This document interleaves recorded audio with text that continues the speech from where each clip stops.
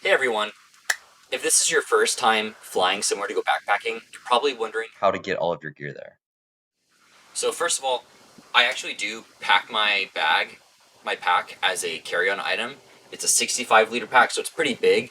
However, I'm able to leave some things out and compress it enough that it does fit in the overhead bins. However, you may face some skepticism at the gate, and so one thing you can do to allow it to compress more is to remove the aluminum frame in your pack to get it to compress more. Really didn't want to check it because I was worried about it getting damaged or torn or things like that. There was a lot of straps on the outside which can get caught in the moving conveyor belts and things like that. So what I did was I used this as a carry-on, and for my last trip, I had to bring a bear canister, and so I had all my food in this, and this was my personal item that fit underneath the seats in the airplane, and this was completely fine. I had no issues with this fitting.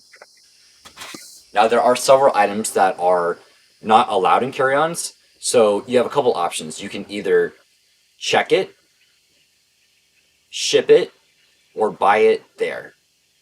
So some of those items include any pocket knives and weapons. So pocket knives, ice axes are definitely not allowed on carry ons. However, you can check them.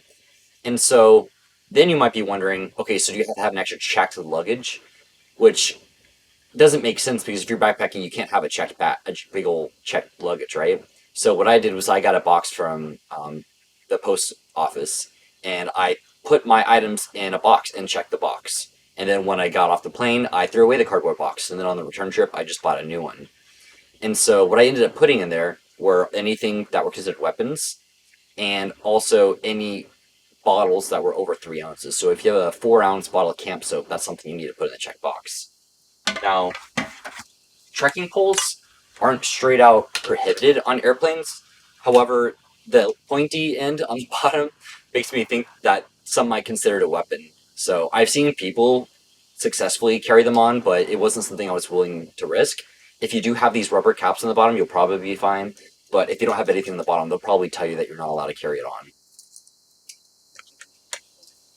So you are allowed to bring camping stoves. However, you have to make sure that you don't have any fuel canisters on them. These are prohibited in both carry on and checked luggage. So this is something that's best to just buy wherever you're going. Similar a similar item is bear spray. You can't put that in checked or carry on luggage. So it's something to buy when you get there. However, if you already have one, since they are pretty expensive, you can ship it to yourself. And so my recommendation is to find a UPS store or USPS store that's close to where your airport is, and then ship yourself the item. Now you have to make sure you give it enough time. They'll only hold your mail for, I think it's 2 weeks. So it's probably best to ship your items to yourself about like a week and a half before you leave, just to make sure it gets there on time and not too early where you can't pick it up anymore. Another thing that's completely prohibited on planes are lighters and lighter fluid. So if you have emergency matches, those are fine. Those can stay in your pack. But if you want a lighter, that's something you can buy at a gas store, convenience store once you get there. And then, so what I did on my last trip is I didn't ship anything to myself. It was all either the carry-on or the checked luggage, and then we bought a couple things there.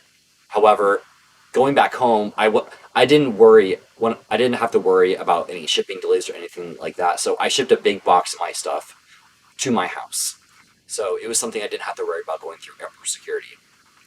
If you're flying internationally, it's a little more of a pain to pack your food ahead of time.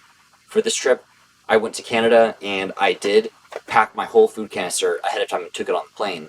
However, customs wasn't a big fan of the fact that it was full of food. However, it was all pre-packaged and processed food, so it was fine. But that's something to consider. Definitely don't bring anything that's fresh produce or meat or cheese or anything like that if you're going on an international flight. And I think that's about it. I'm happy to answer any questions you'll have. Feel free to leave a comment and I will answer it best I can. But it's very important just to make sure you check all the regulation and rules of the airlines you're flying and if there's any specific rules to the country you're flying to if it is international. Thanks for watching.